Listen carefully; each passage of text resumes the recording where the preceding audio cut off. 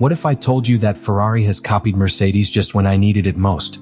We will discover why this new front wing can change the season. The 2025 Grand Prix.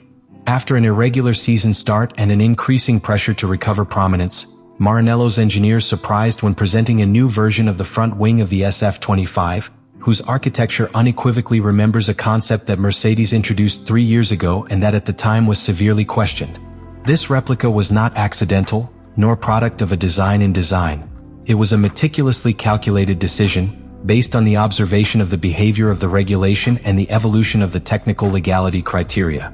Everything traces to 2022, when Mercedes introduced a front wing design in the United States Grand Prix that included elements called slot gap separators, or slot separators.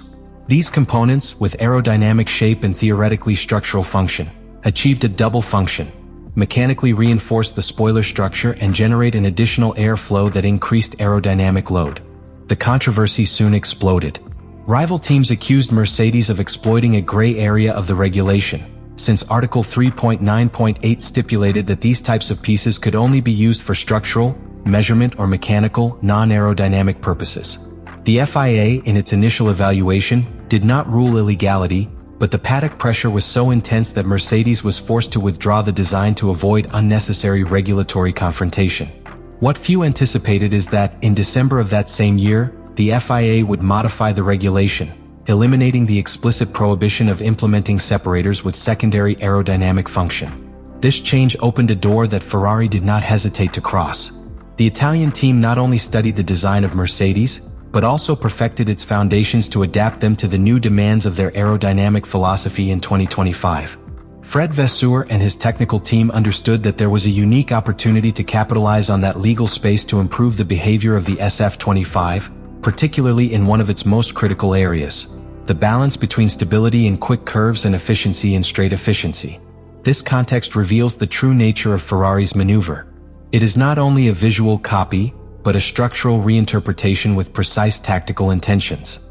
The SF25, so far, had shown vulnerabilities in conditions of high lateral load and performance losses in prolonged acceleration sections.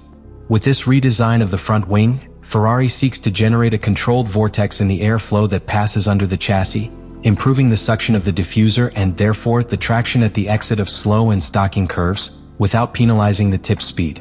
The choice of the Spanish Grand Prix to implement this change was not casual either.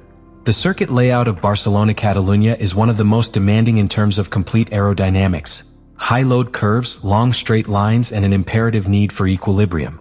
The Catalan circuit does not forgive imbalances in aerodynamic flow or pneumatic management, which makes any technical innovation a double-edged weapon. Ferrari chose this scenario knowing that he would be examined with magnifying glass, not only for his competitors, but also by the technical observers of the FIA. However, they trusted the legal and technical solidity of their solution, convinced that this new spoiler could mark a before and after in their campaign. This step also reflects a philosophical evolution of Ferrari, abandoning the pride of the homemade in favor of a more pragmatic strategic intelligence. By adopting an alien but legally valid design, Ferrari demonstrates that in the modern Formula One does not win who invents more, but who better understands when and how to adapt. This is not a betrayal of your identity. It is a tactical reinvention with an eye on a superior objective: to be world champions again. The arrival of the technical directive TD018 to the Formula One regulations has not been a simple normative adjustment. It has redefined the bases on which the equipment must build their aerodynamic philosophy. From the first draft, this measure has generated debate, concern, and radical changes in the technical departments of the 10 shields. And for Ferrari, this directive not only represented a regulatory challenge, but a camouflaged opportunity to relaunch its technical approach in a strategic way. The TD018 entered into force precisely for the 2025 Grand Prix, considerably hardening the permitted flexibility limits on the front and rear wings of the cars. This change was not improvised. It was the result of months of observation and analysis by the FIA, after detecting in 2024 an increasingly aggressive trend by some equipment by using components capable of deforming under load without breaking the literally written rules. Nicholas Tombatsis, director of single-seaters of the FIA, made it clear: when the fight for the championship intensifies, the teams do not hesitate to explore every corner of the regulation, especially those who have not been fully defined or exploited. And this was how many began to implement solutions that, although traditional static tests passed, generated dynamic behavior that offered significant aerodynamic advantages. For example, front wings that under a certain load descended a few millimeters more than allowed, subtly but crucial the balance of the car in rapid straight lines. This microflexion offered less aerodynamic resistance in line and greater curve load without physically modifying wing geometry. Legal on paper, illegal in spirit. The TD018 came to close this door. Under its application, the maximum allowed flexion tolerance was drastically reduced. From the traditional 5 mm under 60 N vertical load, just 1 mm. This new standard was designed so that even the most subtle deformations were detectable and sanctionable. The tests went from being static and located to be dynamic and global, using high-speed cameras, computational analysis, and new simulation tools to observe the real behavior of the track component. This forced each team to immediately review their designs, especially those that had based part of their performance in these gray areas. Ferrari, aware that his SF25 showed structural limitations on the ailerons and that the car suffered a lack of consistency in high-speed curves, decided not only to adapt to the TD018, but to use it as a basis for a complete reinvention of its front architecture. They could not simply reinforce the existing wing. That would have meant adding weight, losing strategic flexibility, and compromising the efficiency of aerodynamic flow. Instead, they took advantage of the change to introduce a completely new design, based on Mercedes' ideas but adapted to their own aerodynamic needs. The inclusion of the famous slot gap separators redesigned was part of this strategy. These pieces no longer only fulfill a structural support function. Their new design allows them to better distribute the pressures in the lower part of the wing, reducing the sensitivity of the car to the vertical load changes and maintaining a higher aerodynamic consistency in variable conditions. Under the TD018, this type of solution fits perfectly.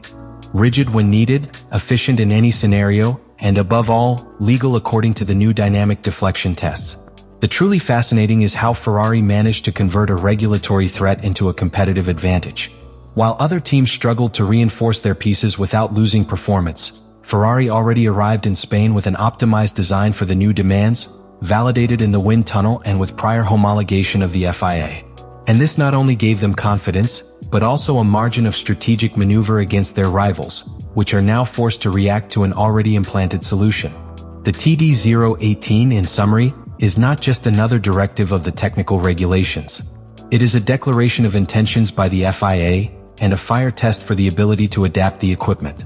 Ferrari not only understood, he anticipated it and used it as a springboard to reinforce its technical identity in a season that can mark a turning point on its way back to the elite.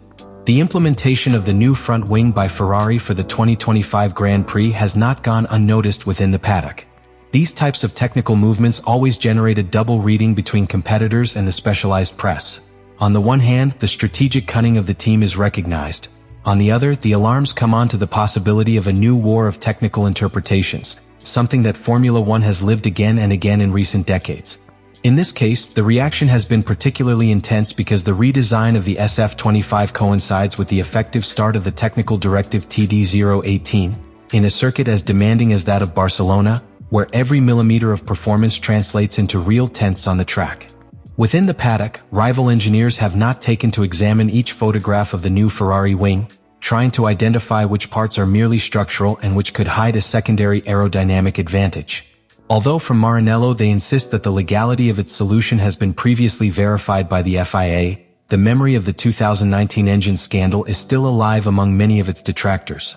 Some teams such as McLaren and Mercedes have kept official silence, but internally they work with their technical departments to analyze whether there is a need to present a formal protest or if they must incorporate similar solutions into their own designs before this architecture becomes a new unplaced standard. Charles Leclerc has declared feeling much more confident with the new behavior of the front axle, highlighting that the car is more predictable in rapid curves and that it can finally attack the vertices aggressively without losing the tail of the SF25. Lewis Hamilton, on the other hand, has been more content in his words, but his body language and training has said everything. Back after return, the British has been pushing the limits of the car with a security that he had not shown since his last competitive stage in Mercedes. This small qualitative leap in confidence could translate into a substantial improvement of rhythm, especially in classification conditions, where stability in the front of the car makes a critical difference. This Ferrari maneuver can have deep impact on the hierarchical order of the championship. If the new design offers sustained performance, It will force all teams to review their mid-season developments, even affecting the evolution programs that were already planned. Teams such as Aston Martin or Red Bull, who have opted for more conservative philosophies in the front of the car, could be forced to alter their development priorities, which would impact both the immediate performance and the allocation of resources by 2026, crucial year for the new technical cycle.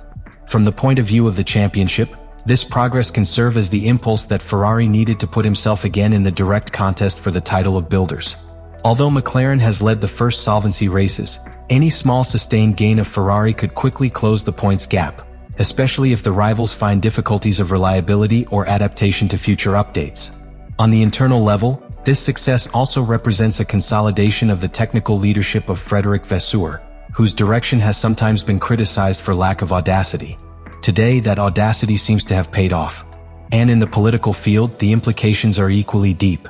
The FIA, having approved this design without public objections, sends a clear message. Innovations are allowed whenever they respect the tests and technical principles, even if they are controversial or touch the unconventional. This reopens the space for a new wave of creative developments that could change the technical dynamics of the rest of the year.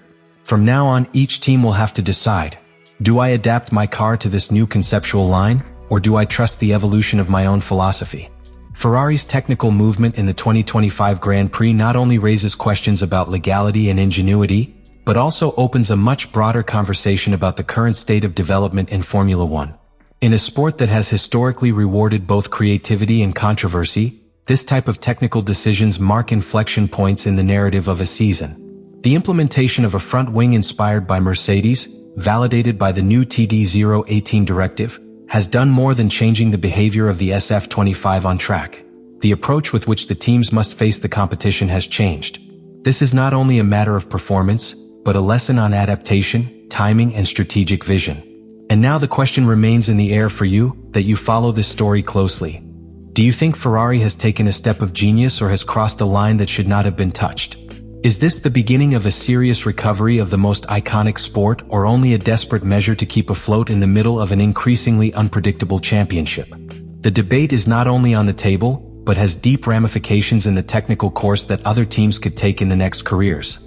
If McLaren or Red Bull decides to respond with similar solutions, we could be facing a new phase in the aerodynamic war of F1. But if the FIA decides to intervene with a review of more strict criteria after the media impact of this innovation, then we could see a domino effect of limitations that affect the entire grille. And this is where you come into play. I want to know what you think about this Ferrari play. Do you think it is a sample of technical intelligence or a sign that they have lost their creative course? Are they really back in the fight for the title, or are they simply putting on their structural deficiencies? Be sure to be subscribed.